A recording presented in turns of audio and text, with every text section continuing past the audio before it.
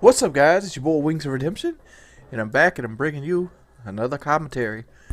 Oh man, this one's a little late in its creation, and because I had planned to do another video yesterday after the fan mail video, but what ended up happening is my buddy called and he goes, "Hey, I need to borrow your trailer." I'm like, "Okay," and so I basically went and took my trailer to him. When I'm saying trailer, I mean like like a trailer you put stuff on and drag behind the vehicle. And I ended up helping him move some, and this was the first major move that I've done in a while. I mean, back in the day, that's what I used to do for money when I was just coming out of high school and whatnot. But you know, flash forward 130 pounds later, 5 years of sitting on your ass, reality hits in rather quick. And like my back was killing me. It was killing me to the point where it was like, you got to sit down or I'm about to put you down. That's the way the back was feeling. So I had to sit down 2 or 3 times in a 2 hour period. But the fact is, I just kept getting back up and doing it again as soon as my back eased off. And I don't know how well that works for your back. So I expected my back this morning because I was giving out because I've only slept like 4 hours in the last 2 days prior to last night, mainly trying to get my sleep schedule back on pattern. So I figured my knees gonna be knocking like a brand new baby deer when I got up this morning. Well, that wasn't the case at all.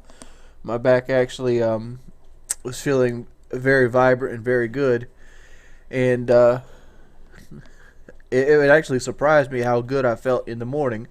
I expected to be sore beyond sore, and I don't know why I'm not sore. And that's the question I have for you. Why would I not be sore? I mean, there's some soreness in me, like my calves are sore, my forearms and biceps are sore.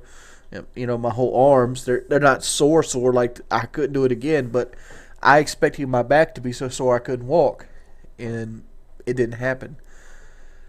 Yeah. So other things. Yesterday I had. Yesterday I took in. Let's see. About 1,500 calories and 120 carbs. I consider that a success day. I haven't ate anything yet. It's currently 6:53 in the a.m. But I am feeling the hungers, so I'm probably going to end up eating something here soon. But I did eat that peanut butter banana sandwich right as I was going to bed. And I didn't plan on doing it as I go to bed. It just happened that way. Because as soon as I finished eating, I'm like, fuck this. I'm going to bed.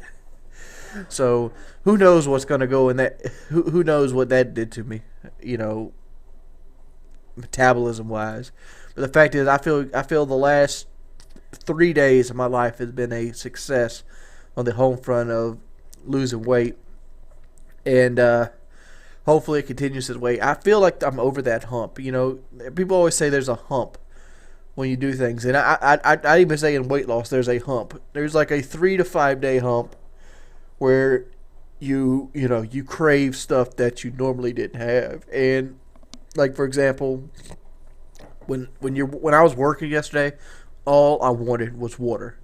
I didn't want soda. I didn't want anything with sugar in it. I just wanted water. That's what my body was craving. It's like, water, please give me water. And it was it's like, man, maybe this is the reason why I drink all that sugary shit. Or I crave that sugary shit because I never actually get out here and, put some sweat in. And it's just I feel like I've gotten over that hump. I feel like I can pretty much, my body's not constantly craving junk. And like when I woke up this morning, the first thing I woke up this morning, all I wanted was water. Like I'm feeling hungry right now, but I'm not feeling so hungry like I gotta go fucking eat like 1,000 calories. Like I just don't feel the craving like I want to eat this, and this, and I need this, and I need to wash it down with chocolate milk. And I've had those kind of feelings before, and like, I remember last time, this about a little earlier than this, I was kind of getting off my diet again this time last year, but last year at this time, I was about 365, 66 pounds, down for 425, which I was getting back up to, if I wasn't 430, I was getting close to 430 again, mainly because all my clothes had stopped fitting. So if even I might even got heavier. Who knows? I don't know how much I weigh at this point. I don't really care how much I weigh, because the number itself is not what is important to me. The actual inches on my waistline, and maybe going down in size left or right, that's what is important to me. I mean, I just want to lose inches, and I just want to lose the fat. I don't care how much I weigh at the end of the day. I just want to find that happy medium where, this is me. My fat no longer controls my life. Woody actually gave me some good advice, kind of accidentally. I don't think he meant to do it, but when I was stressed out over stuff about a year ago, well, 6 months, 7 months ago, he goes, own your stuff, don't let your stuff own you. And, that right there can be translated right back over to weight loss. I need to own my body and not let my body own me. I mean, basically, I don't need to let my life go into autopilot, and you're chipping away at a mountain of debt, or in this case, a mountain of calories, and take over in your life. I mean, nobody's gonna hand you anything. That's just my. What's up, guys? It's your boy Wings of Redemption, and I was reading the comments section of my video earlier today, which was basically called, the 3-day hump. It was a pistol MOAB by Todd, and it got me thinking about another subject I wanted to talk about, which I really hadn't even thought about lately, and that is what that basically is how I got fat. I never really told the story. Believe it or not, I was not always a big guy. Nobody in my family is big but me. It's not something that was passed down hereditary. It's something that was gotten through thyroid problems. It was nothing of that sort. There was no medical malfunction to why I gotten fat. And the only person really to blame was myself. But I can tell you the reasoning that in my brain I used to conclude why I've gotten fat. And this video might be construed as, having excuses and things like that. But, I mean, there might be some, but just go ahead and take it all and take it in as a lump sum as a whole. I actually started getting big around the age of 6 or 7. And the reason was because of this. I had just started kindergarten in first grade. Actually, I was in third grade. Third grade is when I started getting fat. So I was around 7 or 8. And the reason that is because I was a really small kid. I don't have any pictures of I have a picture of myself, but I was really skinny. I was a little blonde-haired kid. I mean, some time a little later that my hair actually changed to brown.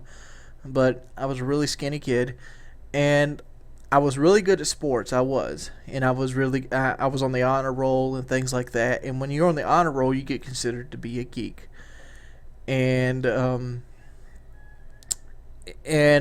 I wasn't as strong as some of the other kids. I was fast. I could do cartwheels and things like that.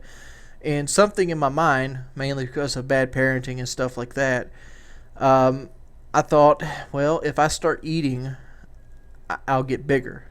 And that was the goal, to eat and get bigger. And I was 8 at the time. I really didn't have the reasoning behind stuff, so I'd start eating. And I ate a lot.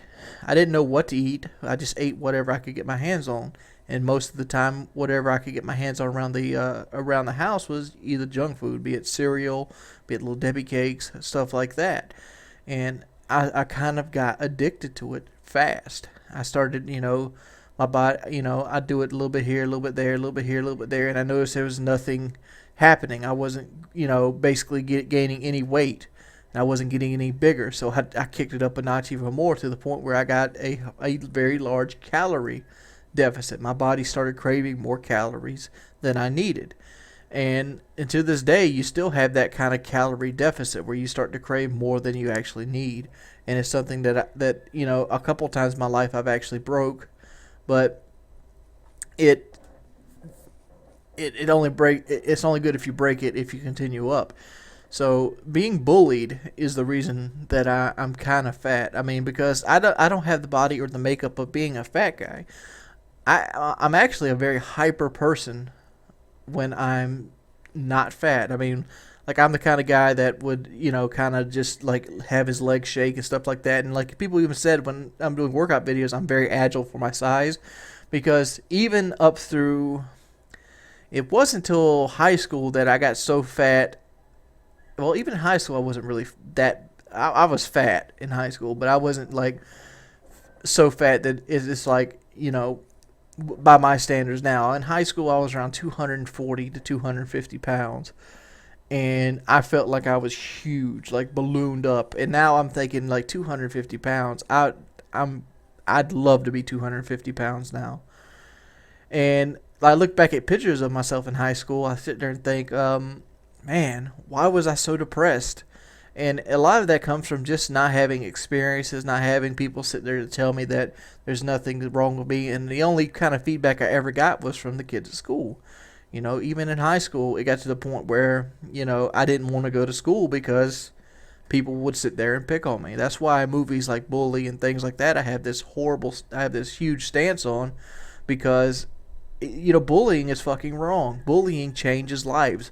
When you're a bully, you're influencing kids that are in the prime of their lives that are most impressionable, and you can cause serious side effects of them. And like, by no means I blame the bullies 100% for my weight. I mean, because it was my decision to eat, and it's been my decision ever since, and it's my lack of willpower that kept me fat. But people ask me, like, how the hell did you get 400 pounds? But, well, you don't ever plan to be 400 pounds. But what happens is your emotions, they take hold of you. Every time you go, well, okay, I'm going to lose weight. I'm going to stop doing this. Your body starts to get hungry, and you're like, okay, I'm going to fight through this. I'm going to fight through this. And then you just give up, and then you binge eat for like a month and a half. You put on 20 pounds, and then you pretty much go back to the same routine. Like, damn, I gained another 20 pounds. My shirts don't fit no more. Then you buy new clothes.